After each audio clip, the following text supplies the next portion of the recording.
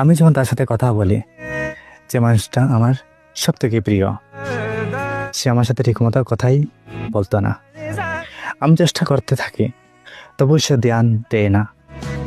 সবসময় আমাকে স্টার্ট করতে হতো, তারপরে তার কোনো রেসপন্স পাওয়া যেত না। ধীরে ধীরে আমি বুঝতে পারলাম এখন আমার আর ইজ্জত বেঁচে নেই, কারণ আমার ইজ্জত থেকেও বেশি তার প্রতি ধ্যান দিয়েছিলাম। তার প্রতি আমি আমার সব কিছু মেনে নিয়েছিলাম। নিজের তো আর কোনো কিছু বেঁচে নেই। সময় লেগেছে, কিন্তু ধীরে ধীরে আমার সে কথা বুঝতে হয়েছে। ভালোবাসাটাও ভালো, কিন্তু নিজের ইজ্জতটাও অত্যন্ত জরুরি। আর এখন বেশ হয়েছে, অনেক হয়েছে।